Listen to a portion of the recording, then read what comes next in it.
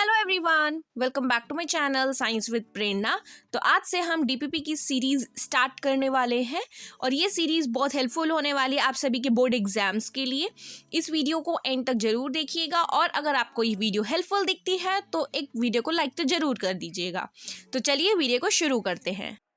तो first question क्या है, यहाँ पे हमको क्या दे रखी है, एक इक्वेशन दे रखी है, उसको हमें बैलेंस करना है और ए बी सी डी की वैल्यूज को फाइंड आउट करना है, दैट इज कोफिशिएंट्स की वैल्यू फाइंड आउट करनी है, राइट। तो इसके अंदर हम क्या करते हैं कि जो रिएक्टेंट है, रिएक्टेंट में हर एलिमेंट को देखते हैं और हर एलिमेंट के साथ जो भी कोफिशिएंट लगा होता है उसको लिख देते हैं, दैट इज एल्यूमिनियम के साथ क्या लगा हुआ है ए। और अगर हम प्रोडक्ट की बात करें तो प्रोडक्ट में क्या लगा हुआ है, यहाँ पे इसके साथ 2c लगा हुआ है, तो a is equals to 2c। ये हमने क्या बना ली, एक इक्वेशन बना ली। सिमिलरली अब मैं हाइड्रोजन की बात करूँ तो हाइड्रोजन कितने हैं यहाँ पे 2, तो 2b इज इक्वल्स टू, अगर मैं प्रोडक्ट में देखूँ तो कितने हैं 2d, so b is equals to d हो जाएगा यहाँ से। नेक्स्ट क्या होगा, अब सल्फर की बात करें तो सल्फर क्या है हमारे पास b इज इक्वल्स टू, और यहाँ पे कितना है सल्फर 3, तो कितना हो जाएगा ये 3c। और अगर मैं ऑक्सीजन की बात करूं तो ऑक्सीजन कितने हैं यहाँ पे 4, that is 4b is equals to, और यहाँ पे कितने हैं 12, तो 12c, तो b की वैल्यू यहाँ से कितनी हो जाएगी 3c। नाउ अब हमने क्या करना है, ये इक्वेशंस बन गई, एक इक्वेशन ये है, एक इक्वेशन ये है, एक इक्वेशन ये है और एक इक्वेशन ये है। तो इन चार इक्वेशंस में से हमको क्या करना है, किसी भी एक वेरिएबल को क्या लिख देना है, वहाँ पे 1 पुट कर देना है। अगर मैं यहाँ पे c को 1 पुट कर रही हूँ तो a की वैल्यू कितनी आ जाएगी, यहाँ पे 2 आ जाएगी, यानी कि a कितना आ गया 2 आ गया। अब हम c की बात करें, इस वाली इक्वेशन के अंदर अगर मैं पुट कर रही हूँ c की वैल्यू तो कितना हो जाएगा, b की वैल्यू कितनी आ जाएगी 3 आ जाएगी। सिमिलरली अब मैं क्या कर रही हूँ, यहाँ पे b की वैल्यू पुट कर दे रही हूँ। अब मैं b की वैल्यू यहाँ 3 पुट करूँगी इस इक्वेशन में, 3 इज इक्वल्स टू 3c, तो c कितना आ जाएगा 1 आ जाएगा हमारे पास। अब c हो गया, a हो गया, b हो गया, c1 तो ऑलरेडी ले ही लिया था हमने। अब d की वैल्यू पुट करनी है, अब d के लिए हमें b की वैल्यू पुट करनी है, जो b की वैल्यू है वही किसकी वैल्यू होगी, d की वैल्यू होगी, तो d की वैल्यू भी क्या आ गई 3 आ गई। अब हमने क्या करना है, ये सारी की सारी वैल्यूज को एज इट इज इस इक्वेशन के अंदर पुट कर देना है। एल्यूमिनियम की बात करें तो a है, वहाँ पे a के साथ क्या लगा है 2, तो twice of Al, plus b क्या है हमारा 3, सो 3H2SO4 गिव्स, c के साथ क्या है 1, तो क्या बन जाएगा ये Al2SO4 होल थ्राइस, प्लस और d की बात करें, d भी कितना है 3, तो 3H2। अब हम बैलेंस देख लेते हैं, यहाँ एल्यूमिनियम 2 है, प्रोडक्ट में भी 2 हैं, इस साइड कितने हैं ये 6 हाइड्रोजन है, दूसरी साइड कितने हैं 6। सल्फर की बात करें 3 सल्फर है और इस साइड भी कितने हैं 3 हैं। ऑक्सीजन की बात करें तो इस साइड 12 ऑक्सीजन है और इस साइड भी कितने हैं 12 ऑक्सीजन, दैट इज अभी हमारी बैलेंस्ड इक्वेशन है। तो अब जो जो वैल्यूज आई हैं उसके अकॉर्डिंग यहाँ पे हमारे पास क्या आ जाएगा, ऑप्शन बी आ जाएगा, क्योंकि a कितना है 2 है, b कितना आया था 3, c की वैल्यू 1 पुट करी थी और d भी कितना आया 3, तो ऑप्शन क्या है इसका बी ऑप्शन है। और मैंने बैलेंसिंग का एक ट्रिक बता रखी थी, वो उसका लिंक मैं आपको डिस्क्रिप्शन बॉक्स में दे दूंगी, तो वहाँ पे मैंने आपको अच्छे से सारे विद एग्जाम्पल्स समझाया है कि कैसे हमें बैलेंस करनी है इक्वेशंस को, तो आप वहाँ से चेकआउट कर सकते हैं। ऑलराइट, तो नेक्स्ट क्वेश्चन, सेम हमको क्या दे रखा है, इक्वेशन दे रखी है, उसको हमें क्या करना है बैलेंस करके लिखना, यानी कि उनकी कोफिशिएंट्स की वैल्यू पुट करनी है, राइट। तो अब हम सेम वही करेंगे कि मैग्नीशियम की यहाँ बात करें तो मैग्नीशियम पे कितना है 3a है, और दूसरी साइड देखें तो मैग्नीशियम क्या है c है, राइट। तो नाइट्रोजन की बात करें तो नाइट्रोजन कितना है यहाँ पे 2a है, तो 2a इज इक्वल्स टू, दूसरी साइड कितना है d। नेक्स्ट हाइड्रोजन की बात करें, हाइड्रोजन कितना है 2b इज इक्वल्स टू, इस साइड कितना है हाइड्रोजन हमारे पास 2 इस वाले के साथ है, दैट इज 2c, प्लस इस साइड देखें तो कितना हो जाएगा ये 3d हो जाएगा। ओके, अब ऑक्सीजन की बात करें तो ऑक्सीजन कितना हो जाएगा b इज इक्वल्स टू, और ये कितना हो जाएगा 2c। अब ये 4 इक्वेशंस बन गई हैं। अब इन 4 इक्वेशंस में हमने क्या करना है, किसी भी एक वेरिएबल को 1 पुट कर देना है। अब मैं यहाँ पे a को अगर 1 पुट कर देती हूँ तो अगर इस इक्वेशन के अंदर पुट करें अगर हम वैल्यू, तो कितना आ जाएगा, c कितना आ जाएगा, यहाँ से 3 आ जाएगा। इसके अंदर 1 पुट कर दूंगी तो d कितना आ जाएगा, 2 आ जाएगा। और इसके अंदर, इस वाले के अंदर अगर मैं 3 पुट कर दूंगी तो b कितना आ जाएगा, 6 आ जाएगा। तो हमारे पास सारी वैल्यूज आ गई, a आ गया, c आ गया, d आ गया और b आ गया। तो इसके अकॉर्डिंग अब आप देखिए कि a में क्या है, 1, ये वाला तो होगा नहीं अब क्योंकि a पे 1 1 1 है। नेक्स्ट b कितना है, अब यहाँ पे 6 है। क्या अब 6 किस किस के अंदर है, इधर है क्या 6, नहीं, तो ये नहीं होगा आंसर। क्या इस वाले में 6 है, नहीं, तो आंसर कौन सा हो जाएगा इसका, बी ऑप्शन हो जाएगा। Next question, in the reaction, अब यहाँ पे भी हमको क्या दे रखी है, रिएक्शन दे रखी है। सिमिलरली हमको क्या करना है, एक्स वाई जेड की वैल्यूज को फाइंड आउट करना है। हमें क्या करना पड़ेगा, यहाँ पे इक्वेशंस बनानी पड़ेंगी। तो इक्वेशन क्या बनेगी, अगर हम पीबी की बात करें तो पीबी क्या है, एक्स, और दूसरी साइड कितना है, वाई। नाइट्रोजन कितना है यहाँ पे, 2x इज इक्वल्स टू, अगर इस साइड की बात करें तो कितना है, z। नेक्स्ट अगर हम इधर ऑक्सीजन की बात करें तो कितना है ये 6, यानी कि 6x इज इक्वल्स टू, दूसरी साइड देखें ऑक्सीजन कितना है तो y प्लस इधर कितना है 2, तो y प्लस 2z। तो ये हमारे पास 3 इक्वेशंस बन गई। अब इन 3 इक्वेशंस में से हमने क्या करना पड़ेगा, किसी एक वेरिएबल को यहाँ पे 2 पुट करना पड़ेगा। अब 2 क्यों करेंगे, क्योंकि अगर हम 1 पुट कर रहे थे तो वहाँ पे आंसर फ्रैक्शन में आ रहा था, राइट। तो अब हमने क्या करना पड़ेगा, अगर मैं x की वैल्यू यहाँ पे 2 पुट कर दूंगी तो y भी कितना हो जाएगा, 2 हो जाएगा। और इस इक्वेशन के अंदर जब मैं x की वैल्यू पुट करूंगी तो z कितना आ जाएगा, यहाँ पे 4 आ जाएगा। तो x कितना आ गया 2, y कितना आ गया 2, z कितना आ गया 4। तो इक्वेशन क्या बन जाएगी अब, twice of Pb NO3 whole twice, y की वैल्यू कितनी है 2, twice of PbO plus z की वैल्यू 4 NO2 प्लस O2। अब हम बैलेंस करके देख सकते हैं, यहाँ पे लेड कितने हैं 2, इस साइड भी कितने हैं 2, नाइट्रोजन कितना है यहाँ पे 2 2 जा 4 और इधर भी कितना है 4, इस साइड कितना है 6 इंटू 2 12 और इस साइड भी कितना है ये 2 प्लस 8 10 प्लस 2 12। तो ये हमारी इक्वेशन क्या है, अब बैलेंस्ड है। तो x की वैल्यू क्या है 2, y की वैल्यू क्या है 2, z की वैल्यू क्या है 4। तो ऑप्शन क्या है इसका, बी। नेक्स्ट क्वेश्चन है अब, इन द बैलेंस्ड केमिकल इक्वेशन। अब ये भी हमें क्या दे रखी है, इक्वेशन दे रखी है। यहाँ पे हमें किसकी वैल्यू फाइंड आउट करनी है, इस x की वैल्यू फाइंड आउट करनी है। तो यहाँ से किसको लेके चलेंगे, यहाँ पे हम Cl को लेके चलेंगे। तो यहाँ पे जब हम x इज इक्वल्स टू 2 डालेंगे तो एक आ गया हमारे पास, यानी कि x की वैल्यू क्या आ जाएगी, 2 आ जाएगी। अगर हम यहाँ पे 2 पुट कर देंगे that is Na2CO3 plus twice of HCl gives twice of NaCl plus CO2 plus H2O। अगर अब हम बैलेंस करके देखें तो बैलेंस्ड है इक्वेशन। सोडियम 2 है यहाँ पे भी 2 है सोडियम, कार्बन यहाँ पे 1 है, इधर भी 1 है, इस साइड ऑक्सीजन कितने हैं 3, दूसरी साइड यानी प्रोडक्ट साइड कितने हैं 3, हाइड्रोजन कितने हैं यहाँ पे 2, इस साइड भी 2 है, क्लोरीन भी 2 है इस साइड और इस साइड भी 2 है। तो ऑप्शन क्या हो जाएगा इसका, बी हो जाएगा। Next question, Which of the following chemical equations is an unbalanced one? इन चारों में से अब unbalanced कौन सी है।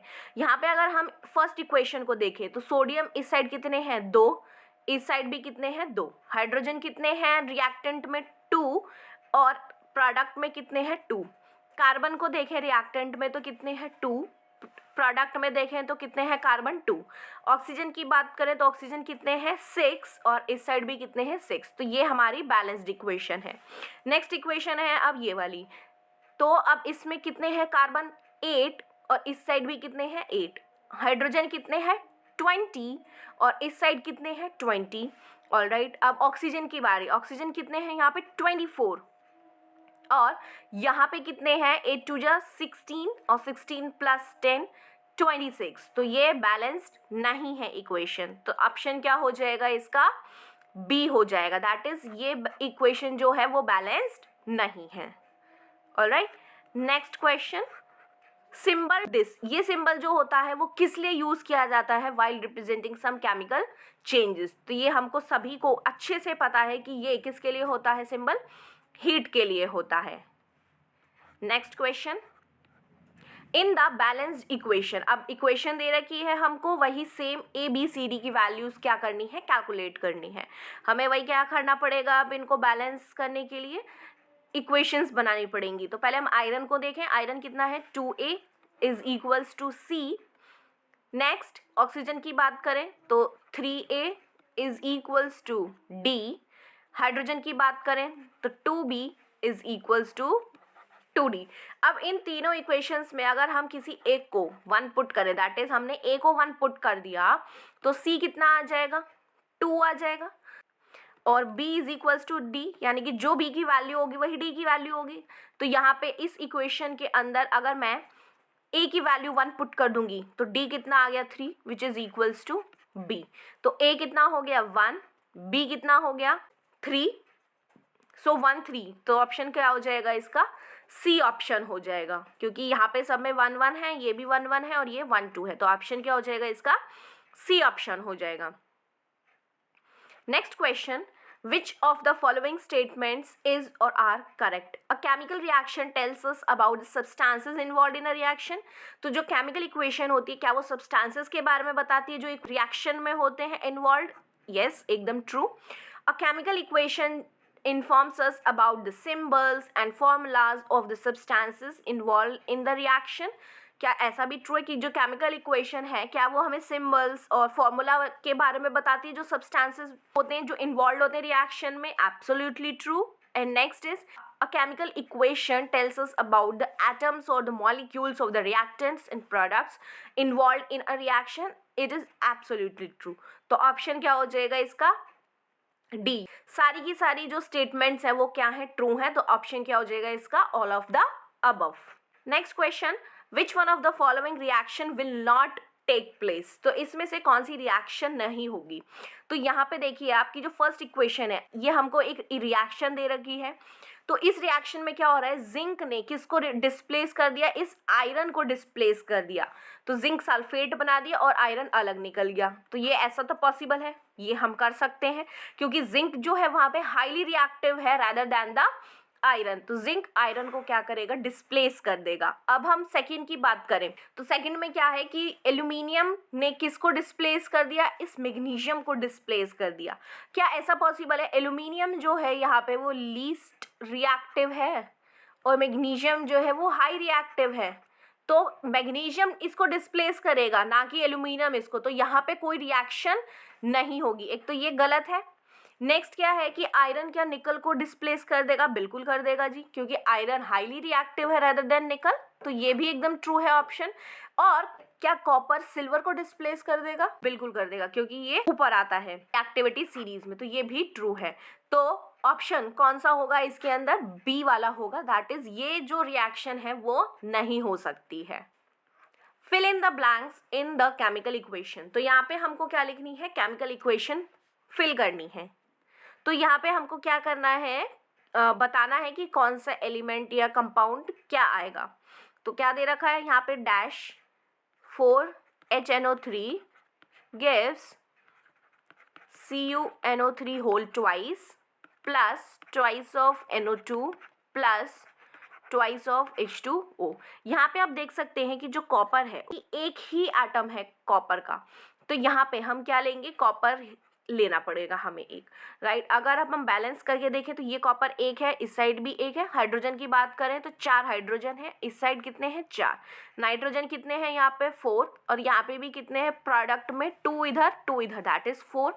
ऑक्सीजन की बात करें तो ये कितने हैं 12, और इस साइड कितने हैं ऑक्सीजन 6 + 4 10 + 2 12। तो ये जो रिएक्शन है वो एकदम करेक्ट है, तो ऑप्शन क्या हो जाएगा इसका, CU। Next question, right the balanced equation for the following chemical reaction. हमको क्या लिखनी है, एक बैलेंस्ड केमिकल इक्वेशन लिखनी है। जिंक कार्बोनेट, जिंक कार्बोनेट का क्या होता है, ZnCO3 गिव्स, क्या देता है ये, जिंक ऑक्साइड देता है प्लस कार्बन डाइऑक्साइड देता है, और ये हमारी कैसी रिएक्शन है, डीकम्पोजिशन रिएक्शन है। डिकम्पोजिशन क्यों बोल रहे हैं? क्योंकि वहां पे जिंक कार्बोनेट से क्या बन गया है? जिंक ऑक्साइड बन गया है और कार्बन डाइऑक्साइड बन गया है। Next question, translate the following into the language of chemistry. Sulphur dioxide reacts with oxygen. Alright, so sulphur dioxide is SO2। किसके साथ रिएक्ट करता है? ये ऑक्सीजन के साथ रिएक्ट करता है। कितने टेम्परेचर पे? At 450 degree Celsius in the presence of a catalyst. ये क्या होता है? कैटलिस्ट। कैटलिस्ट क्या होता है? जो रिएक्शन को फास्ट फॉरवर्ड करता है। To form sulphur trioxide. Sulphur trioxide बनता है, दैट इज SO3। और ये रिएक्शन जो है वो रिवर्सिबल है और कितनी एनर्जी लिबरेट होगी? Plus 182 kilo joule energy liberate होगी। अब हम इसको क्या कर सकते हैं? बैलेंस कर सकते हैं। तो अब हमने क्या करना है? बैलेंस करना है इक्वेशन को। तो जब बैलेंस करना है तो यहाँ पे क्या लगा देंगे हम? 2, यहाँ पे क्या लगा देंगे? 6 और यहाँ पे क्या लगा देंगे? 2 लगा देंगे। तो अब जो इक्वेशन हो जाएगी वो बैलेंस्ड हो जाएगी, right. Next question, right a balanced chemical equation with state symbols for the following reactions. First part, solution of barium chloride in sodium sulfate in water react to give insoluble barium sulfate in the solution of sodium chloride। तो solution है किसका? Barium chloride का, that is BaCl2। और ये solution किस में है? Aqueous में होगा। प्लस क्या होगा साथ में? Sodium sulphate, that is Na2SO4। ये भी क्या है? एक्वस में है। किसकी प्रेजेंस में हमने इसको डाला है? H2O है इसके साथ। तो हमको क्या मिलता है? Ba2SO4। तो ये क्या है? इनसॉल्यूबल है। और ये किस फॉर्म में है? सॉलिड फॉर्म में होगा। प्लस साथ में क्या मिल रहा है? सोल्यूशन मिल रहा है किसका? नमक का, दैट इज NaCl। और ये किस फॉर्म में है? एक्वस फॉर्म में है। ये इनसॉल्यूबल है और ये जो है हमारे पास वो क्या है? सोल्यूशन है। तो यहाँ पे ये कैसी रिएक्शन है? सोडियम ने क्या किया है? बेरियम को डिस्प्लेस कर दिया है। सोडियम ने बेरियम को क्या कर दिया? डिस्प्लेस कर दिया और बेरियम ने सोडियम की पोजीशन ले ली। तो यहाँ पे क्या हो रहा है? डबल डिस्प्लेसमेंट हो रहा है। तो ये कैसी रिएक्शन होती है? डबल डिस्प्लेसमेंट रिएक्शन होती है, right. Next part,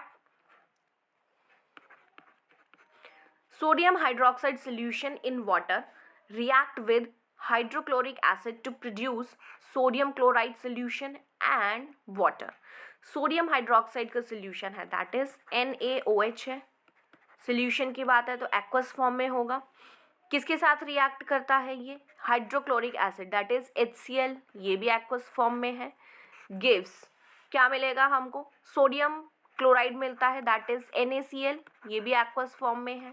plus and क्या मिलता है? वाटर। वाटर किस फॉर्म में है? लिक्विड फॉर्म में है, right. Next question is first part, why can not a chemical change be normally reversed. तो जो केमिकल चेंज जो होता है उसको हम नॉर्मली रिवर्स क्यों नहीं कर सकते? क्योंकि उसके अंदर क्या होता है? नए प्रोडक्ट्स जो बनते हैं उनकी क्या होती है? डिफरेंट केमिकल कॉम्पोजिशन होता है। लाइक रिएक्टेंट्स जो हमने लिया था उसकी केमिकल कॉम्पोजिशन अलग था। अब जो नया प्रोडक्ट बना है उसका जो केमिकल कॉम्पोजिशन है वो कैसा होगा? डिफरेंट होगा। तो इसीलिए हम उसको रिवर्स नहीं कर सकते। जब रिवर्स नहीं कर सकते, लाइक जैसे अब हमारे पास क्या है? एग्जाम्पल में पेपर है। अब पेपर को जब हम जलाते हैं तो वो किस में कन्वर्ट हो जाता है? ऐश में। पेपर की प्रॉपर्टीज़ अलग हैं, ऐश की प्रॉपर्टीज़ अलग हैं। तो क्या हम ऐश से वापस से पेपर में कन्वर्ट कर सकते हैं? बिल्कुल भी नहीं कर सकते। तो क्यों नहीं कर सकते? क्योंकि इसकी केमिकल जो कॉम्पोजिशन है वो अलग रहा होगा और पेपर का केमिकल कॉम्पोजिशन अलग रहा होगा। Alright, next question, why is it always essential to balance a chemical equation? तो केमिकल इक्वेशन को बैलेंस करना हमेशा ज़रूरी क्यों होता है? क्योंकि satisfy the law of conservation of mass। अब law of conservation of mass क्या बोलता है?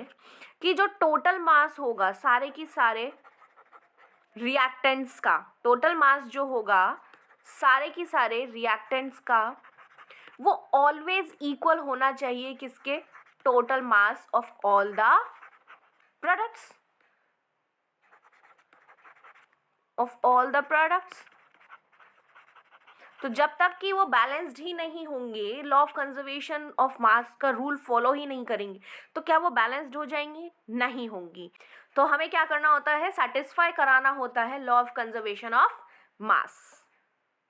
Next is why does milkiness disappear when carbon dioxide is passed through lime water in excess. तो मिल्कीनेस जो होती है वो डिसअपियर हो जाती है जब हम कार्बन डाइऑक्साइड को पास करते हैं लाइम वाटर के द्वारा इन एक्सेस, यानी कि ज़्यादा मात्रा में।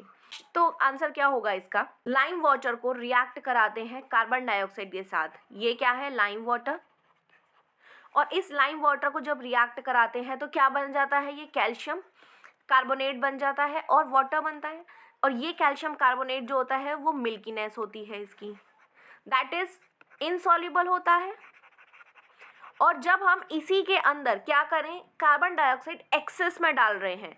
यहाँ पे ये एक्सेस में नहीं है, लेकिन जब हम एक्सेस में डालते हैं तो क्या बन जाता है? ये CaCO3 प्लस H2, यानी कि ये जो इक्वेशन आई है उसको हम किसके साथ रिएक्ट कराते हैं? कार्बन डाइऑक्साइड के साथ रिएक्ट कराते हैं। ये कार्बन डाइऑक्साइड अब एक्सेस अमाउंट में है, तो जब ये एक्सेस अमाउंट में होती है तो क्या बना देता है? ये CaHCO3 whole twice, that is क्या होता है? ये कैल्शियम बाइकार्बोनेट बना देता है।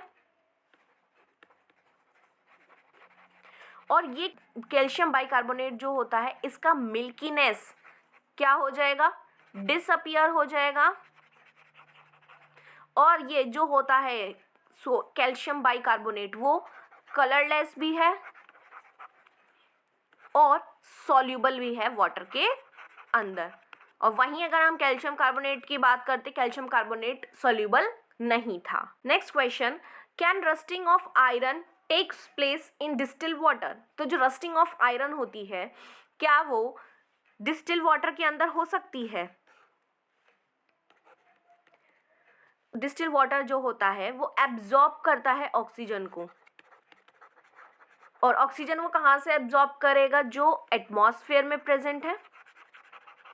अगर हम कंपेयर करें टैप वाटर के साथ, तो डिस्टिल वाटर जो होगा वो ऑक्सीजन को एब्जॉर्ब कर लेगा easily from the atmosphere rather than the tap water. और इसीलिए जो रस्टिंग होगी वो डिस्टिल वाटर में हो जाएगी।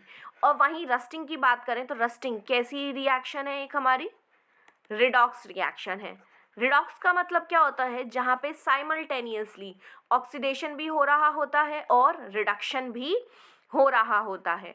तो जो डिस्टिल वाटर है वो क्या कर लेगा? रस्टिंग को शो कर देगा। Next and last question, on heating blue coloured powder of copper to nitrate in a boiling tube, copper oxide black and oxygen gas and a brown gas X is formed.